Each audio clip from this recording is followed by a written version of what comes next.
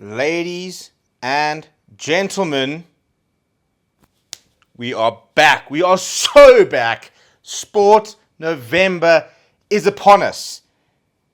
And what a time to be alive. Manchester United in a title race. The Springboks back this weekend. 5 weekends in a row of Springbok rugby. Let's talk about this. Pour the brandies, stockpile the beers, get the boys ready. Make sure you've got your charcoal, wood, or whatever your preference is stocked up. 5 weekends in a row of Bok rugby. One late game, but everything else pretty chilled. Perfect opportunities for post-match braais, pre-match braais, post and pre-match braais. We are about to operate. It's about to be a massive shift. It's a huge shift. If you're a Bok supporter, we are about to go down a big endeavor. And I think that's what really excites me about this November, is the fact that it's just going to be back-to-back action with the Boks. And I don't think we're actually ready for it. I am ready for it. I don't know if you are ready for it. I am ready for it. Because it's going to be absolutely epic.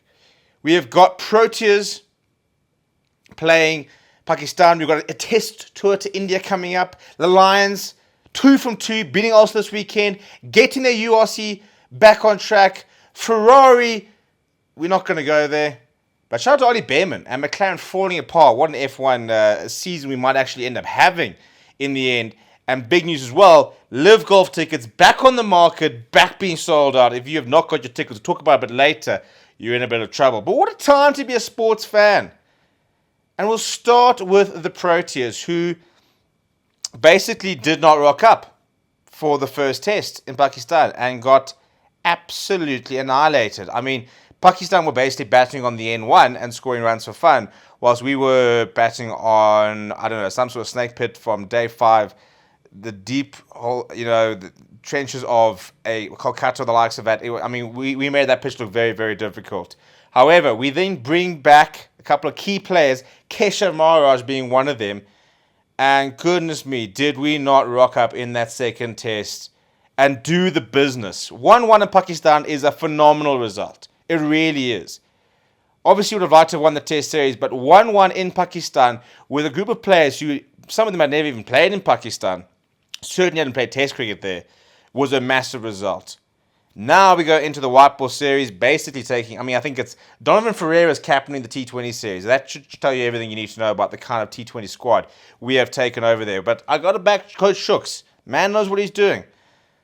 So we've got the T20 series starting. We've got ODI series coming up. So much cricket to look forward to. Then we're going to India. And India, watch out, because we're going to come to a New Zealand. I reckon we go over there with Kesh, Simon Mahama, Senator Matusami, Prince O'Brien.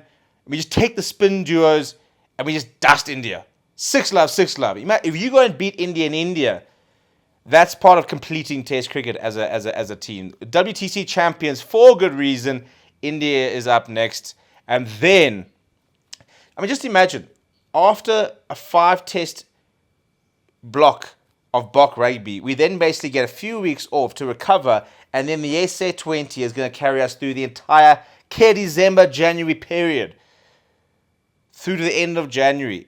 Talk about phenomenal scheduling. There's no Boxing Day test. I was heartbroken. There is, however, going to be Boxing Day T20, SA20 games, which is phenomenal. I'm really going to go to the 27th, New Year's Day. Where are you going to be? I'm going to be at SA20. So if you've not got your SA20 tickets, by the way, they are out.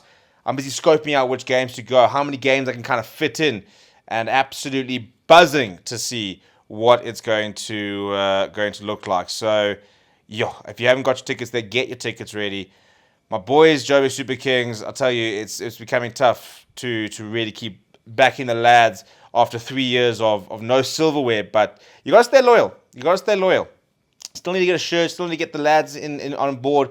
But, maybe underdogs this year. Maybe that'll suit us. Maybe not being one of the, favorites to win the tournament might allow us under the radar.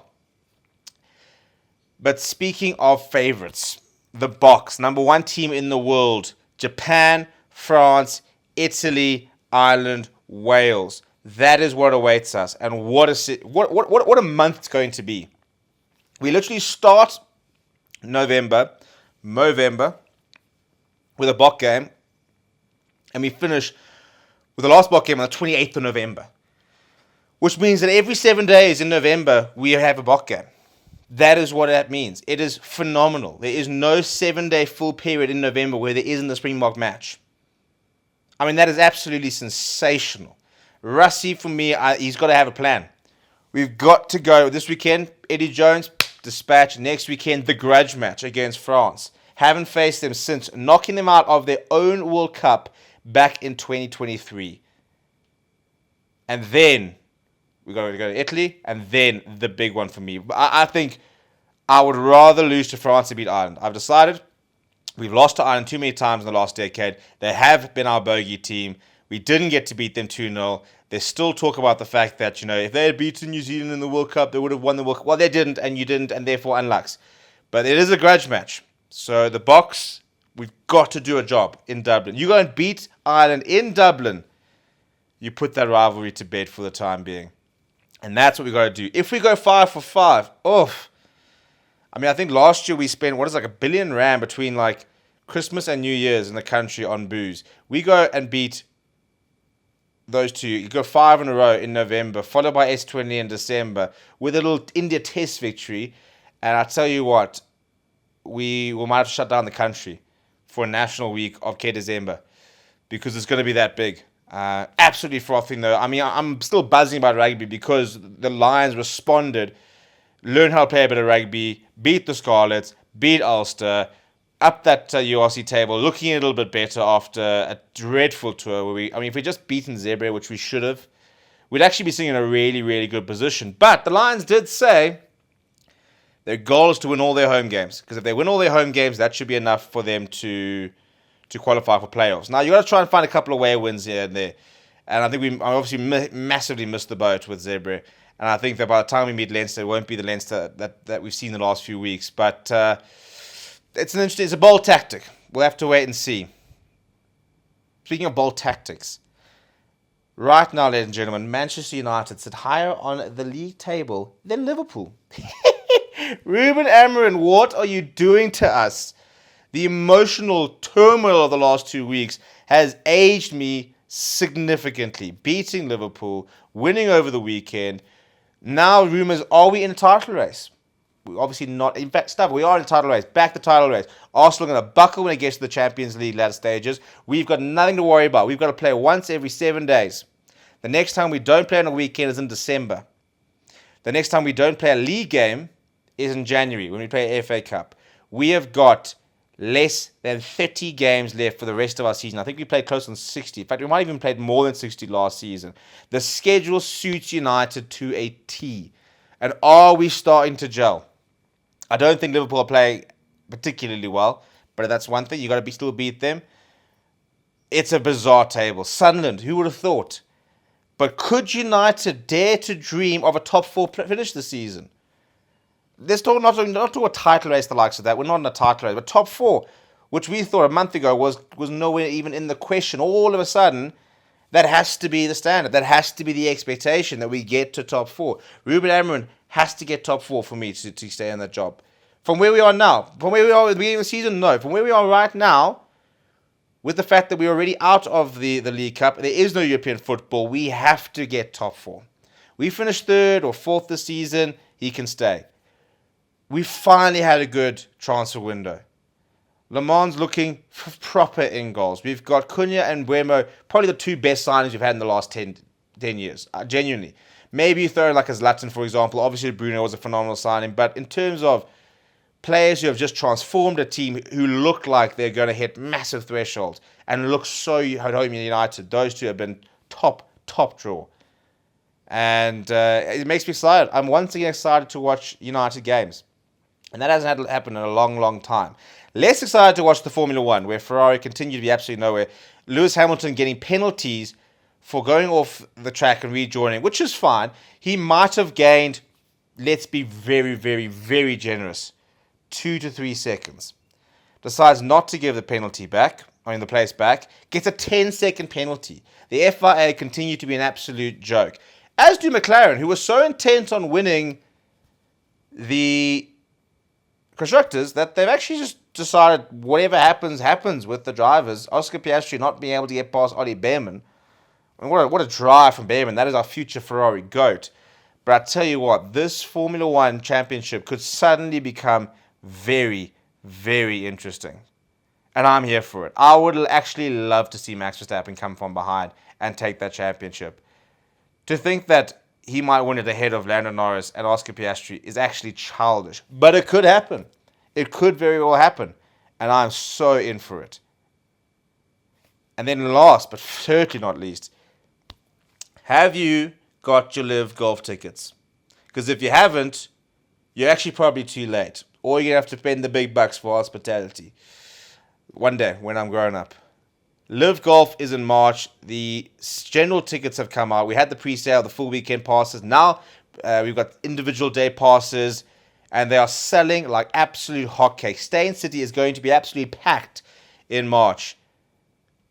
And I'm going to be walking around because I do have a ticket to a day. We'll try and see if maybe we can hustle tickets for the other days, but I do have one ticket for the Friday. And I'll tell you what, Stingers are going to have a shadow in Stevie P. Burmy, Charles, Louis, Brandon, make sure you turn up because we are ready to absolutely dominate that Live Golf weekend. And I get to watch Rambo. I can't believe I'm going to see Rambo in the flesh. Patrick Reed. I'm so excited. I actually haven't been excited for a sports event since the 2023 World Cup. This is probably the biggest ticket I've ever potentially bought myself because World Cup, technically I got them as media accreditation. Now I've got a ticket to go and watch the biggest golf event in South Africa history since the President's Cup. But arguably this is bigger in terms of the quality of golf we're going to see on display. So if you haven't got your tickets, you're napping, unlux. Also, who's going to headline the party? Surely we've got to bring in someone big. Like, Black Coffee's got to be headlining. Surely you're going to have Black Coffee at Stay in City for the post-golf jaw. We've got to look at our options here. Who are we going to go? These are the essential things we need to understand going into that weekend. But, just what a time to be a sports fan. If we lose something this weekend, I'll be gutted. But right now, I've got so much reason. United won. The Proteas came back and drew. The Boks are back this weekend. I've got a Live Golf ticket. What a flippin' time to be alive.